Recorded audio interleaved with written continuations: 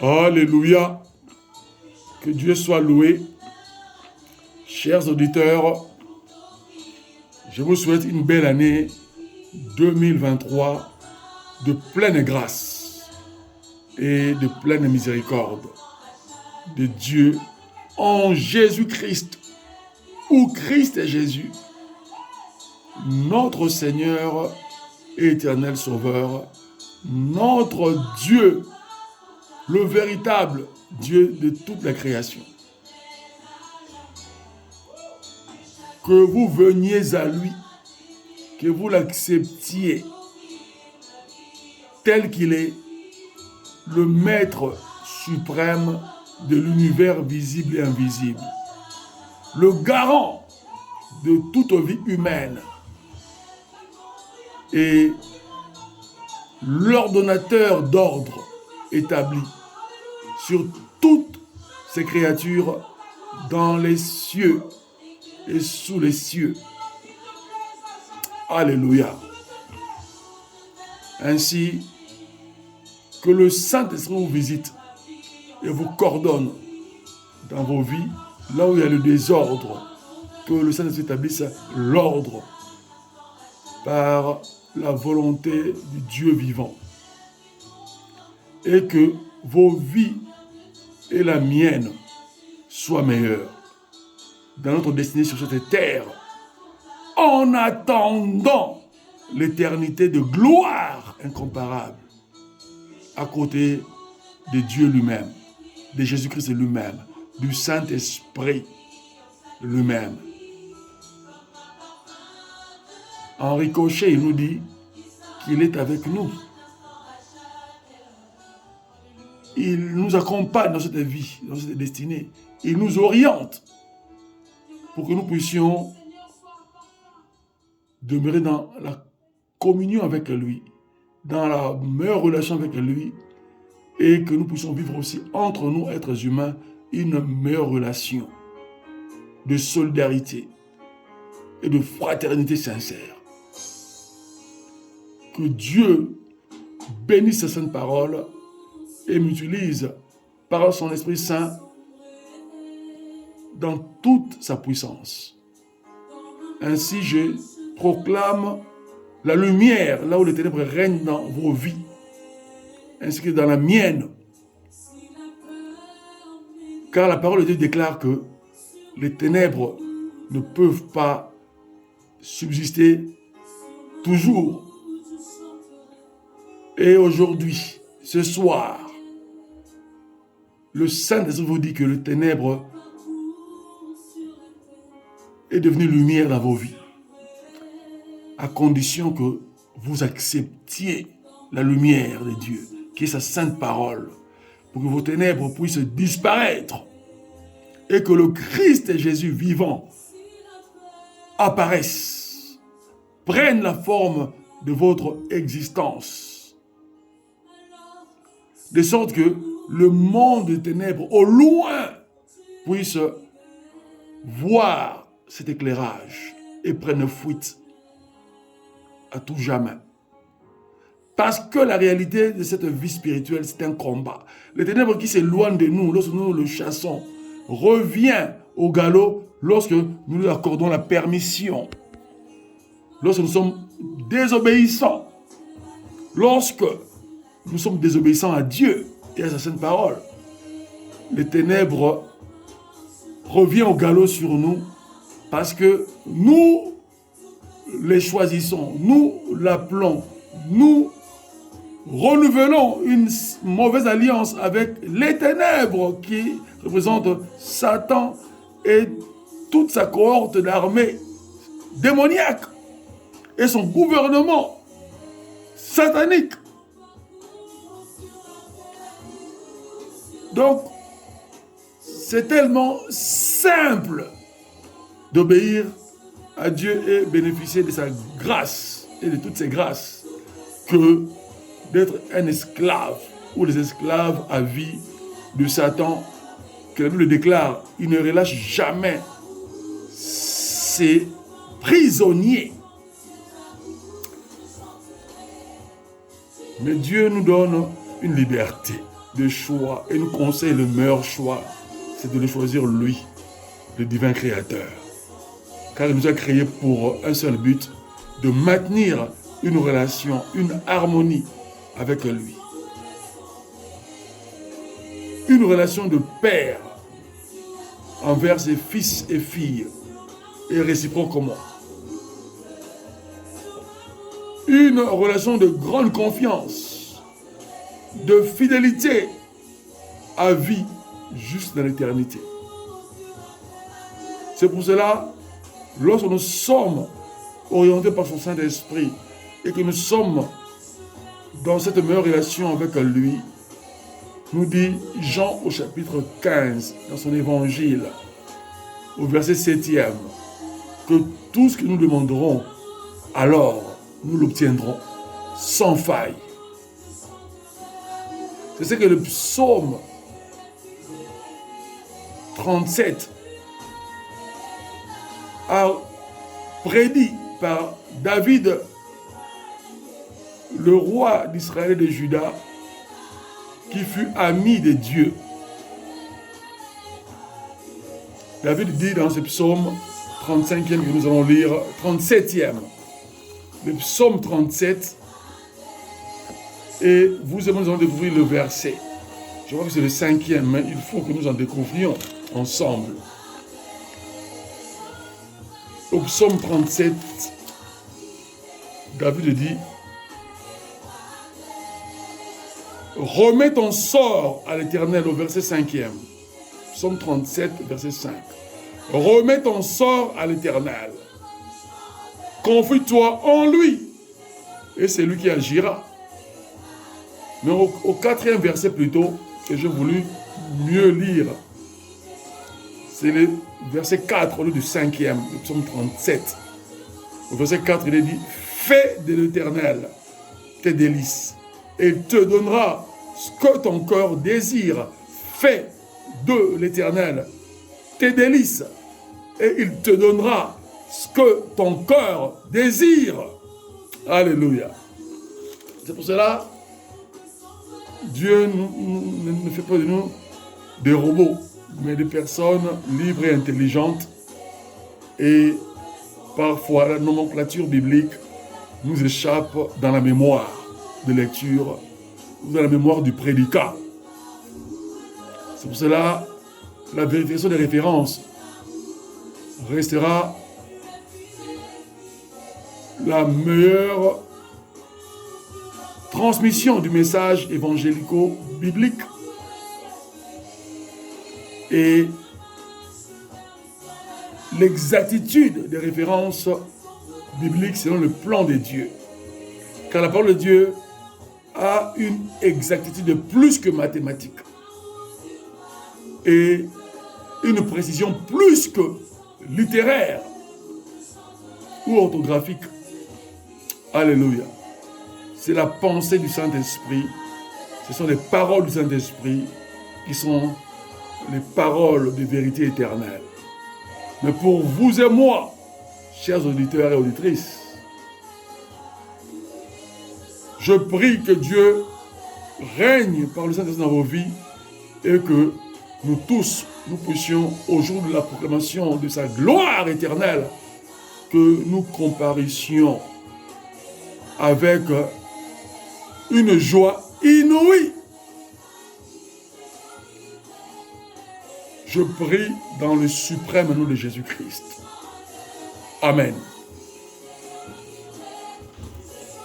La fidélité de Dieu, comme nous dit ce chant de Dena Moana, notre sœur, que Dieu a fait une grâce d'une voix angélique. Elle fait serment à son Dieu, qui est le nôtre aussi, Christ et Jésus, qu'elle en fait la fidélité du sacerdoce, de la prêtrise, que Dieu nous a appelés tous. Les prêtres et prêtresses de Jésus-Christ appliquent sa doctrine et présentent le sacrifice identique à lui-même, Jésus-Christ, par notre culte journalier de mode de vie, du comportemental et du relationnel, fraternel. Dieu appelle l'humanité à la fraternité. Et Dieu veut que cette fraternité soit sincère. Alléluia. Et chanter la vérité de Dieu, c'est faire sa volonté. Et lorsque nous le disons avec mélodie, ça devient un chant ou un cantique. Et Dieu en reçoit nos louanges. Aussi, par nos comportements, nous lui présentons notre adoration à son égard. C'est-à-dire, nous adorons Dieu. Nous lui présentons notre acte d'adoration envers lui. C'est lui seul qui mérite toute adoration. L'unique et le véritable. Il n'y a pas une autre créature qui puisse en mériter. Alléluia. Et Dieu veut que nous soyons sages. Le livre des Hébreux, au premier chapitre, Dieu nous révèle Christ, Jésus, ou Jésus-Christ, le Seigneur, le Sauveur de l'humanité. Bethléemite, puis Nazaréen, puis Judéen.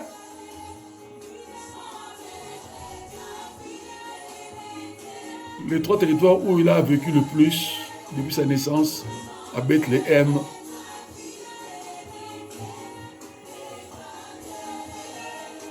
voulant dire la ville du pain. Mais qui est ce pain? C'est le pain nouveau, le pain de vie éternelle, c'est lui-même Christ. Donc, j'en fais la lecture. Hébreux chapitre 1er, verset 1. Et les suivants. Après avoir autrefois, à plusieurs reprises et de plusieurs manières, Dieu a parlé à nos pères, nos ancêtres, qui furent prophètes. Et je vous en fais la révélation que même dans la brousse d'Afrique, aux temps antiques, ce même Dieu a élevé aussi des prophètes qui ne sont pas mentionnés dans la Bible, mais qui furent africains, bantous. Et Dieu leur a chargé la mission de transmettre son message du salut et d'amour éternel. Et Dieu leur a donné aussi les facultés de guérir les êtres humains par la phyto-guérison. C'est-à-dire guérir le malade par le moyen des plantes. C'est ce que la médecine moderne fait aujourd'hui. Mais la différence est que c'est l'Esprit de Dieu qui guérit. Mais les facultés humaines que la médecine soulage les pathologies. C'est pour cela les meilleurs médecins du monde n'arrivent pas à guérir tout le monde. Ils échouent aussi dans leur médecine. Alors qu'autrement qualifiés, alors mieux maîtrisés, en tant que professeur de la médecine, d'une branche à l'autre. Mais il arrive qu'ils échouent. Parce que le physique face au spirituel, le physique s'affaiblit, s'anéantit et meurt. Parce que Dieu veut que l'être humain comprenne que c'est le spirituel qui commande le physique. C'est pour ça que lui, étant l'esprit éternel, a créé le matériel. Il crée l'être humain, il lui donne 3 parties. D'abord, son esprit saint sur l'être humain. Et puis, il lui souffle une âme vivante, la faculté de vie. C'est-à-dire la biologie anatomique de l'être humain. Et puis, il lui confère une morphologie palpable, c'est-à-dire un corps. Et Dieu maintient l'être humain dans une forme érectile, marchant sur ses 2 pieds et jambes, torse bombé, la tête haute, c'est-à-dire avec assurance en Dieu et en lui-même l'être humain, comprenant ses facultés qu'il doit dominer sur son environnement qui est le globe. Terre, mers et océans, cours d'eau, flore et faune. Alléluia. Dieu dit,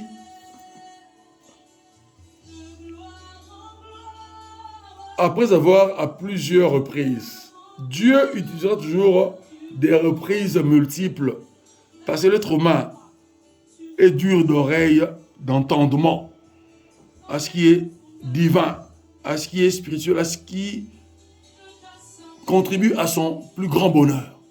L'être humain perd son intelligence parce qu'il y a une interférence qui est démoniaque, satanique. Le diable empêcherait toujours l'être humain de développer sa relation avec son Créateur qui est le Dieu Tout-Puissant. Et il sait que l'être humain, sentimentalement, et par l'incompréhension exacte de la parole de Dieu, tombera dans son piège. Et il fera de l'être humain son esclave à vie, son cobaye des tortures. Et Dieu nous protège du diable qui est le bourreau du royaume des ténèbres. Mais le bourreau de l'humanité. Le diable ne prend pas plaisir à maltraiter les animaux. Même quand il le fait parce que certains animaux sont malades, etc. Mais c'est l'humain qui l'intéresse d'abord parce que l'humain est l'image de Dieu, créateur. Lui, le diable, a perdu l'habitat, a perdu la compagnie divine. Lui qui n'était que un serviteur, mais que Dieu avait élevé dans un plus haut rang pour diriger sa gloire dans toute sa proclamation. Et il a eu gratuitement la folie de l'irréparable. Il a mis Dieu et sa parole en doute. Il a défié son Créateur, croyant détrôner son Créateur, croyant changer la donne et devenir Dieu, chose impossible. Comment le pot, le vase de terre pourrait dire au potier qu'il devient, lui, le vase, il devient le potier, et que le potier devienne le vase. Scientifiquement impossible, et c'est un principe qui est divin, qui est spirituel d'abord. Et Dieu nous fait comprendre qu'il nous parlera toujours avec rappel. D'où et de plusieurs manières, parce qu'il est un Dieu multiple dans ses actions, dans ses manifestations. Il est éternel, infini.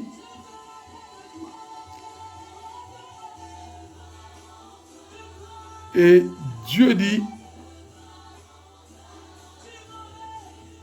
après nous avons parlé par les prophètes, à plusieurs reprises et de plusieurs manières, Dieu, au verset 2e de ce chapitre 1er des Hébreux, un écrivain anonyme de la Bible.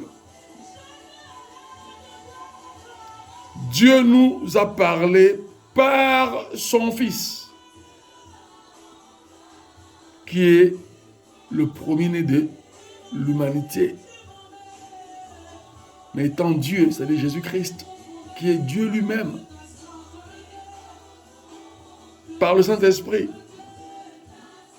Dieu nous a parlé par son Fils Jésus-Christ en ces jours qui sont les derniers, en ces temps eschatologiques, c'est-à-dire ces temps de la fin du monde, de la fin des temps, parce que le globe court à sa fin. Les géologues, astrologues, surtout astronomes, parlent de l'extinction du globe, étape par étape, par le réchauffement climatique croissant.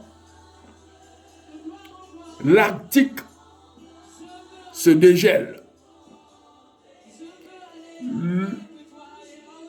Les parties du globe deviennent inondées, surinondées des eaux.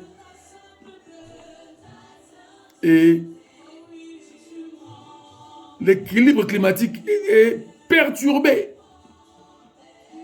L'Europe ne connaît plus les hivers des années 10, 20 et 30.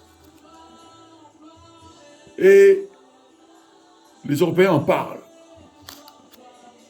Que les temps ont changé. Et en Afrique, il fait de plus en plus chaud. Le soleil devient beaucoup plus brûlant sur la peau que ça n'a été il y a une quarantaine d'années quand j'étais encore enfant.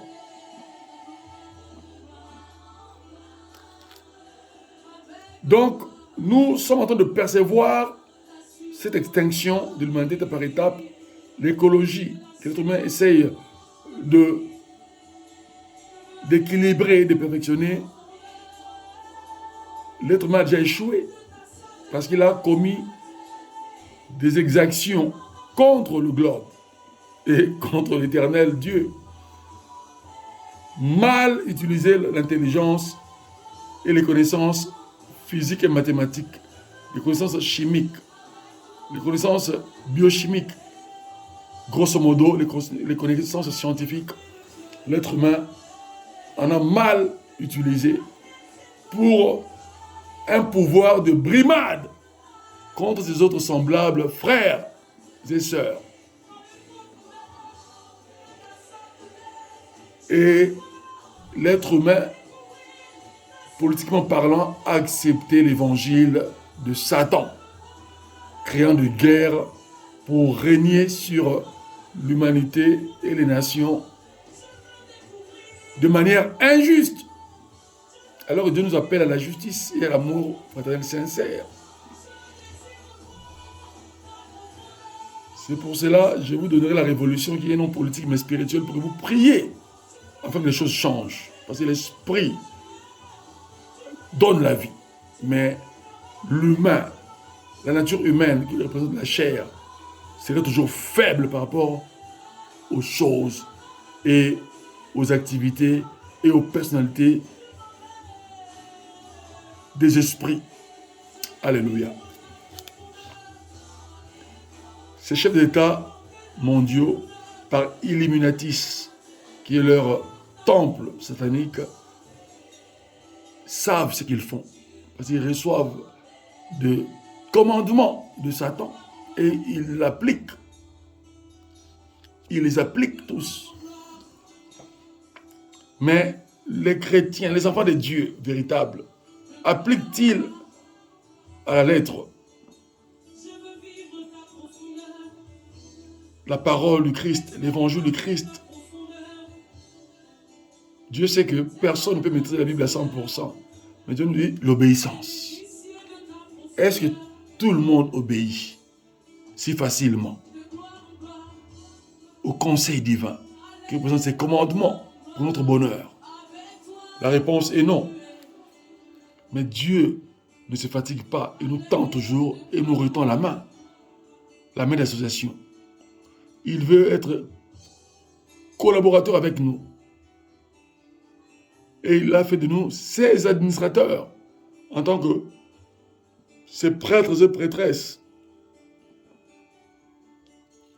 dans la hiérarchie qu'il a établie. Les 5 ministères aux églises, qui sont les ministères de haute direction ecclésiale, pasteurs, prophètes, évangélistes, apôtres et docteurs ou enseignants.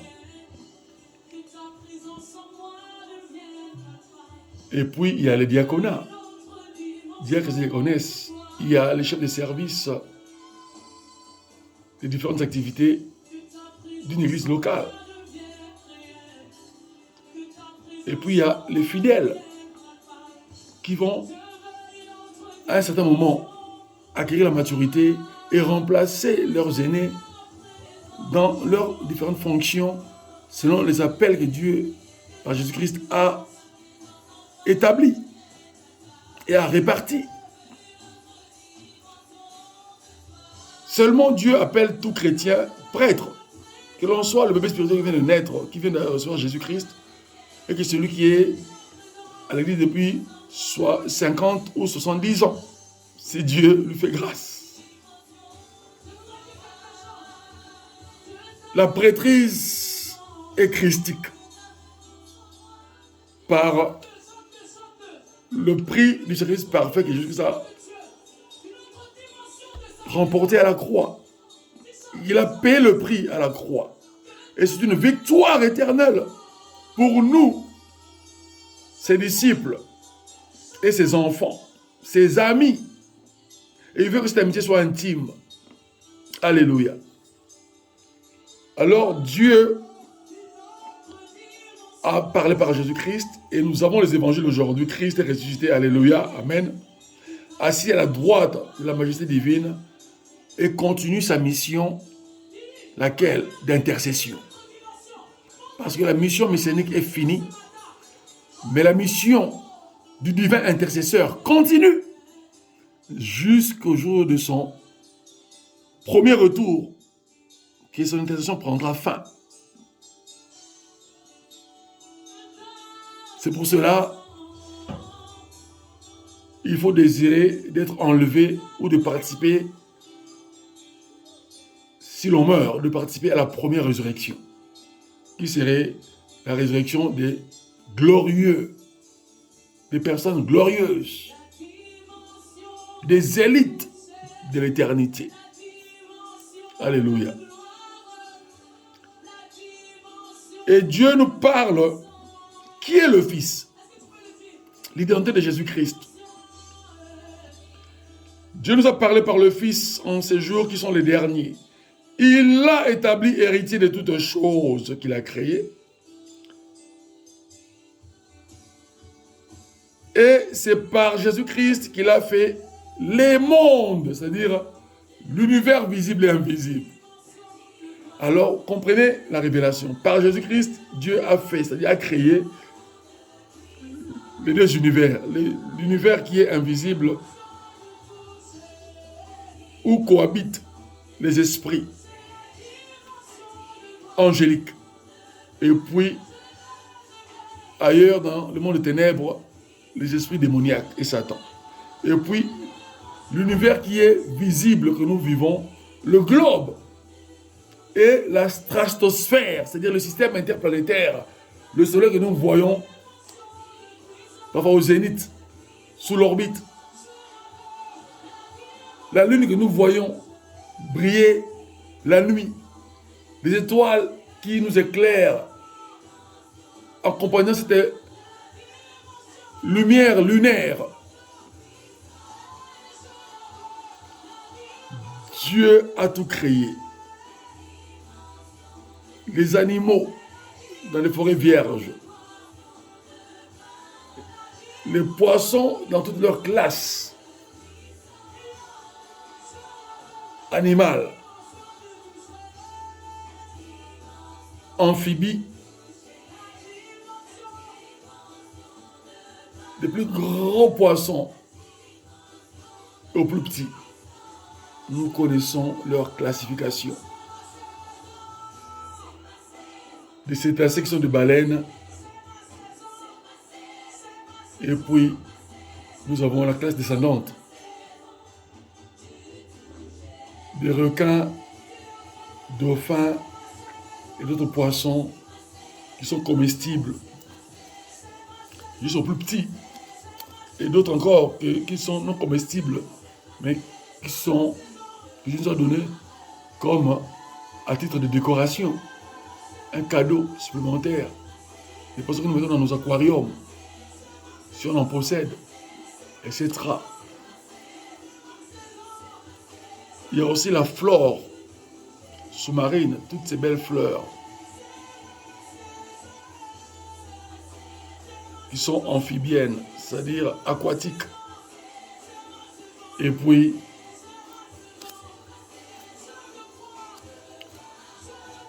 la forêt vierge, tous ces animaux de toutes les espèces. Comme aussi toute la classe botanique, toutes les plantes, les herbes, toute la nature. Dieu l'a créée par sa parole et sa parole c'est Jésus-Christ. Alléluia. Donc Dieu est lui-même sa parole. Alléluia. C'est pour ça qu'il demeure 3 fois saint. Le Père, le Fils et le Saint-Esprit. Alléluia. Alors il dit, ce Fils, c'est-à-dire Jésus-Christ, qui est le rayonnement de sa gloire. C'est-à-dire sa parole amplifie sa gloire, sa puissance de manière infinie. Parce que Dieu, son identité, sa nature, c'est sa parole. Il est esprit éternel qui parle,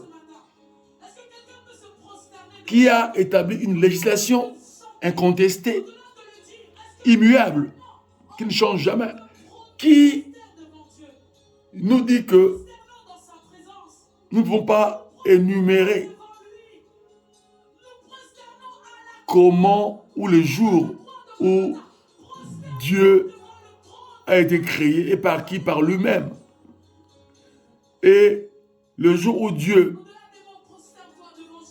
peut-être mourra alors qu'il ne peut jamais mourir.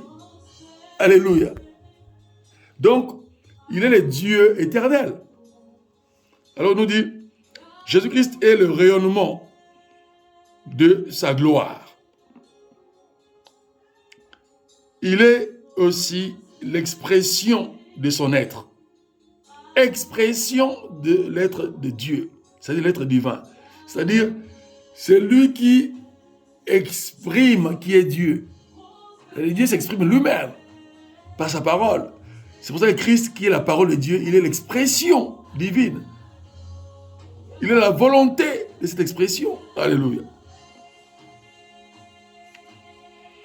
Et il soutient toutes choses par sa parole, toute puissante, qui est Jésus-Christ.